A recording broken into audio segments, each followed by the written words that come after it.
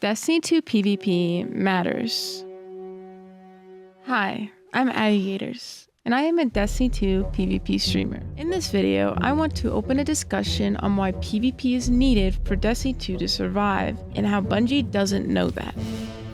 As of right now, Trials of Osiris is the most competitive playlist for Destiny 2 PvP, and a few weeks ago marked its lowest population since the beginning of Destiny 2's history. And even their second most competitive PvP playlist is not falling short from that, as most games I can't even play without getting Mongoose, which is an error code you only get if the game can literally not match you against anybody, because nobody is playing.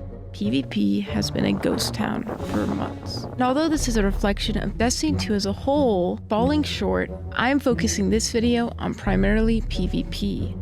You see, if we were to go back in time, ever since 2020, there's been a problem with lobby balancing. Ever since 2020, there's been a problem with not having dedicated servers. Ever since 2020, there have been cheaters. I would say that is the core issues with Destiny 2 PvP when you get to the nitty-gritty.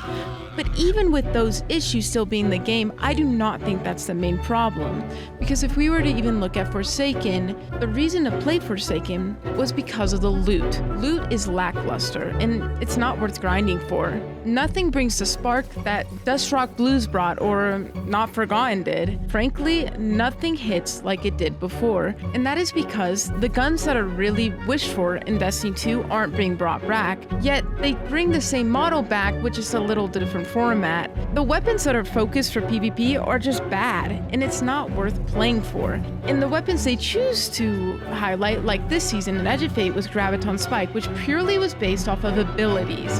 And following that was the Spread Shot Hand Cannon. Despite it being called a hand cannon, it is basically just an infinite shotgun.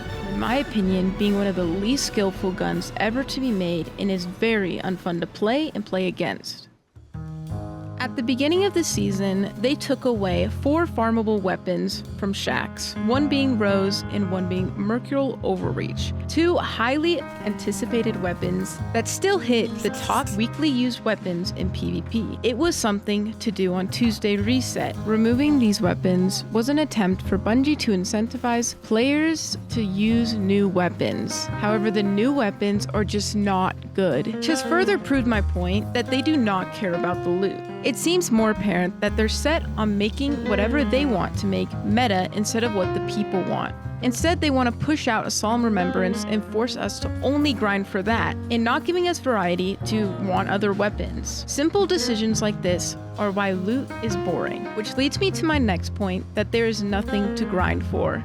Instead of making simple leaderboards for comp or even trials, they leave it to a third-party website like Trials Report to give players their stats. They got rid of flawlesses to push out win streaks. And even when they started pushing out win streaks, they had a tally for your weekly highest win streak, and they even took that away. For some reason, Bungie keeps eliminating the ability to be competitive in the game, despite there being many PvP-focused communities that play even when Destiny 2 is in a drought. It makes no sense to me why they don't make simple leaderboards.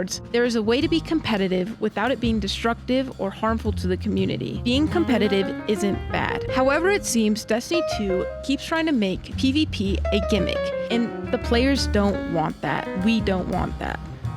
Despite the game looking like it's in a horrible place right now, I truly believe that if Bungie wanted to, they could fix it by simply listening to their players. I really hope Bungie considers investing a little more effort into PvP players and listening to their community.